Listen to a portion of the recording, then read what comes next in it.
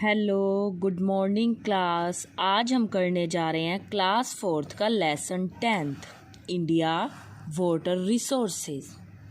मतलब पानी के, हमारे इंडिया के अंदर पानी के कौन कौन से स्रोत हैं जिनसे हमें वाटर मिलता है। बेटा हमें पता है ना कि वाटर हमारे लिए बहुत ही ज़रूरी होता है, क्योंकि वाटर के बिना तो हम जीवित भी नहीं रह सकते।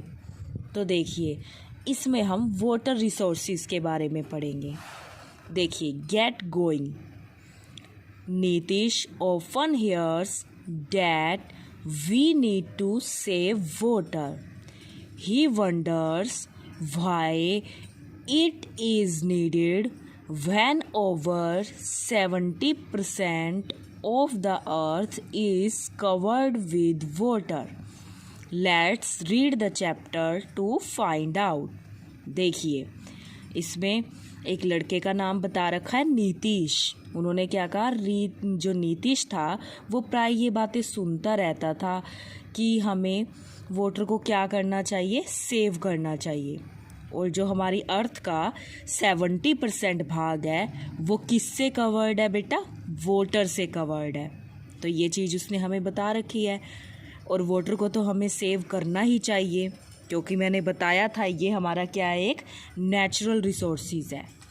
इसीलिए हमें वाटर को हमेशा सेव करना चाहिए, उसको वेस्ट नहीं करना चाहिए। तो देखिए बेटा, we will read about the availability of water on the earth and in India, the artificial sources of water available in India. आगे देखिए बेटा, आगे वो हमें क्या कह रहा है, water is needed not only for drinking. वो कह रहे हैं कि ऐसा नहीं है कि हमें जो वाटर की ज़रूरत है वो सिर्फ़ और सिर्फ पानी पीने के लिए पड़ती है, और भी बहुत सी चीज़ों के लिए हमें वाटर की ज़रूरत होती है। जैसे कि ड्रिंकिंग के लिए तो होती ही है, वॉशिंग एंड क्लीनिंग। हमें वॉशिंग के लिए, क्लीनिंग के लिए, ड्रिंकिंग के लिए वाटर की ज़रूरत होती है, but also for growing crops to produce many useful things in factories. और जो किसान है वो बहुत अच्छी अच्छी चीज़ें उगाता है, क्रॉप्स लगाता है, तो उसमें भी किस चीज़ की ज़रूरत पड़ती है, हमें वाटर की ज़रूरत पड़ती है। ठीक है, आगे देखिए बेटा, about 70% of the earth's surface is covered with water। और लगभग जो 70% भाग है अर्थ सरफेस का वो किससे कवर्ड है, वाटर से कवर्ड है। But most of this water is found in the seas and oceans. लेकिन ज़्यादातर जो वाटर है हमें कहाँ देखने पर मिलता है, सीज एंड ओशियंस में, सागर महासागर में मिलता है ना वाटर देखने को। This water is salty. ये वाटर कैसा होता है, नमकीन होता है। Which can not be use for the above purposes. जो उद्देश्य हमने ऊपर पढ़े कि हमें पानी की ज़रूरत होती है ड्रिंकिंग के लिए, वॉशिंग के लिए, तो हम उस पानी को एकदम से सीधा यूज़ नहीं कर सकते जो समुद्र का पानी होता है, क्योंकि वो कैसा होता है, खारा होता है। Only about 3% of total water is fresh water which can be used for domestic purposes. Only about 3% होता है जो टोटल वाटर, वो बिल्कुल फ्रेश वाटर होता है, जिसे हम मैनी पर्पसेस में यूज़ कर सकते हैं, एग्रीकल्चर एंड इंडस्ट्रीज़ में। Fresh water is available in, और जो फ्रेश वाटर है वो कहाँ का होता है, रिवर्स का, पॉन्ड्स का, लेक्स का, wells etcetera. Underground water is also fresh water. और जो धरती के अंदर वाटर होता है उसको भी हम क्या बोलते हैं बेटा, फ्रेश वाटर बोलते हैं। But rain is the main source of fresh water. लेकिन जो रेन है वो फ्रेश वाटर का एक मेन सोर्स मानी जाती है। देखिए, यहाँ कुछ सोर्सेज ही दिखा रखे हैं जिनसे हमें वाटर मिलता है, लाइक रिवर। ये आपको रिवर दिखाई दी हुई है बेटा, ये पॉन्ड, ठीक है, तालाब, और ये वेल, कुआं। इसके अंदर भी पानी होता है ना, तो ये आपको वाटर रिसोर्सेज दिखा रखे हैं जिनसे आपको वाटर मिल सकता है बेटा। ठीक है, आगे देखिए आप। आगे उसने कह रखा है हमें, all through India gets plenty of rainfall during the monsoon season. This rainfall is not evenly distributed. Some areas get heavy rainfall, where some areas get very little or no rainfall. अब हमें पता है हर जगह पर एक जैसी situation तो नहीं होती, किसी जगह पर तो बहुत ज़्यादा बारिश होती है और किसी जगह पर बेटा बहुत ही कम रेनफॉल होता है, बहुत ही कम बारिश होती है वहाँ पर। तो आगे देखिए, India is an agriculture country. हमें पता है इंडिया किस तरीके की कंट्री मानी जाती है, एग्रीकल्चर मीन्स जहाँ पर लोग ज़्यादातर खेती करते हैं। And about 65% of its total population directly or indirectly depend on agriculture. और इस देश का जो 65% जो जनता है वो चाहे डायरेक्टली कह लो चाहे इनडायरेक्टली कह लो, लेकिन डिपेंड किस पर है, एग्रीकल्चर पर ही डिपेंड है, खेती पर ही डिपेंड है। Most of the farmers depend on rain irrigation there crops. और ज़्यादातर जो किसान होते हैं वो अपनी क्रॉप्स के लिए किस पर निर्भर रहते हैं, रेन पर, बारिश के लिए। Therefore variation in rainfall largely affects the farmers. तो हम कह सकते हैं बहुत बड़े भाग पर मतलब कि जो रेनफॉल है वो इफ़ेक्ट डालती है, क्योंकि जो किसान होते हैं और उनकी जो फसलें होती हैं वो ज़्यादातर किस चीज़ पे डिपेंड होती है, बारिश के ऊपर, कि वहाँ पर किस तरीके की बारिश होगी। The farmers need educate and timely supply of water throughout the year for growing crops. अब फार्मर्स को तो ज़रूरत होती ही है टाइम पर किस चीज़ की, वाटर की, ताकि जो उनकी फसल है वो अच्छे से ग्रो कर सके, इसलिए उन्हें तो अपने टाइम पर वाटर की ज़रूरत पड़ती है। For this there is a need to develop a proper irrigation system in our country to ensure regular supply of water for irrigation and other purposes. We can create some artificial sources of water. Let's learn about some of them. अब देखो, हमने तो बताया कि उन्हें तो पानी की ज़रूरत होती है और रेन तो कोई हमारे हाथ में है नहीं, रेन तो गॉड के ऊपर निर्भर करती है कि कब बारिश होगी कब नहीं होगी। और फार्मर्स को तो अपनी क्रॉप्स के लिए वाटर चाहिए ही चाहिए, इसीलिए कुछ आर्टिफिशियल सोर्सेज बनाए गए हैं वाटर के लिए, जिससे कि उन्हें वाटर टाइम टू टाइम मिल सके।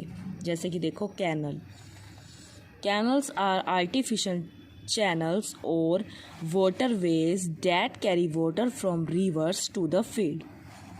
ये भी एक आर्टिफिशियल सोर्सेज हैं जो क्या करते हैं, रिवर से वाटर को लेते हैं और फील्ड्स तक पहुंचाते हैं, खेतों तक पहुंचाने का काम करते हैं, जिससे कि जो किसान हैं उन्हें अच्छे से जो है वो वाटर मिल जाता है, जिसमें वो अपनी फसल को ग्रो कर सकते हैं। आगे देखिए बेटा, canals can be dug only in those area that have large and level plains. अब ये हर जगह नहीं बनाए जा सकते, इन्हें गड्ढा खोदा जाता है और ऐसे एरियाज़ में बनाए जा सकते हैं जो कि प्लेन्स हो। प्लेन्स मतलब जहाँ हरे भरे दूर दूर तक खुले खुले मैदान होते हैं ना घास के, उस जगह पर ये जो है ये लगाए जा सकते हैं। They can't be dug in areas having rocky and uneven surfaces. देखो, हम उस जगह तो गड्ढा नहीं कर सकते जहाँ पर ईंट कंकड़ पत्थर ज़्यादा हो, जहाँ की मिट्टी में पत्थर, छोटे छोटे पत्थर कंकड़ वगैरह ज़्यादा हो, उस तरह की जगह पर इनको डग नहीं किया जा सकता, मतलब खोदा नहीं जा सकता, गड्ढा नहीं किया जा सकता।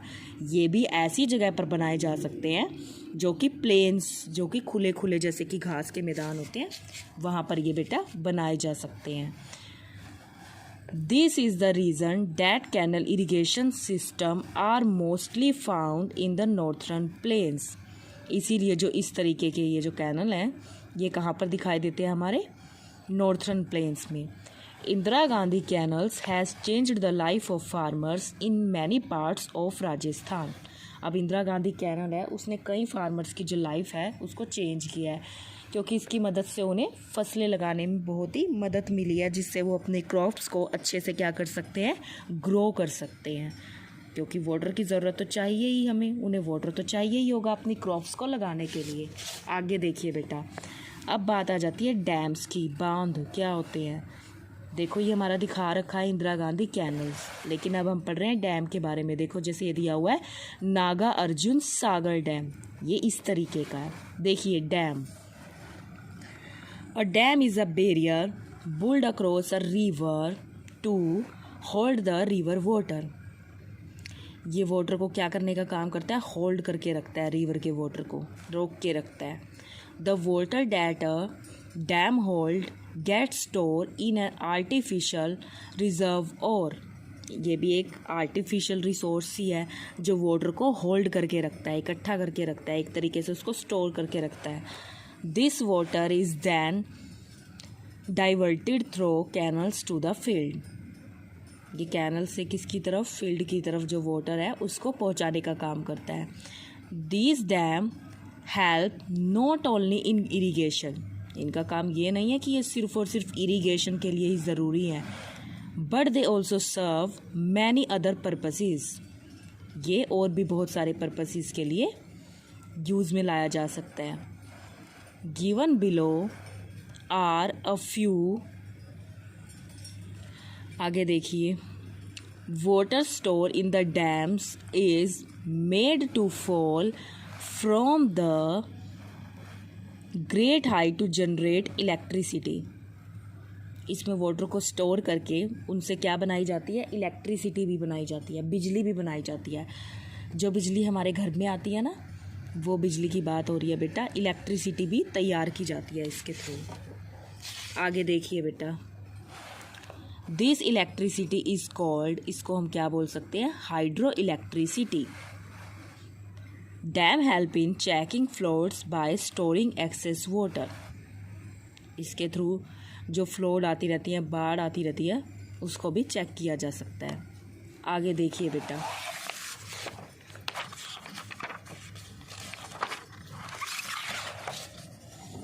आगे उन्होंने हमें क्या कह रखा है, water store in dam can be used for breeding fishes. Since these dams serve many purposes, they are also called multi-purpose project.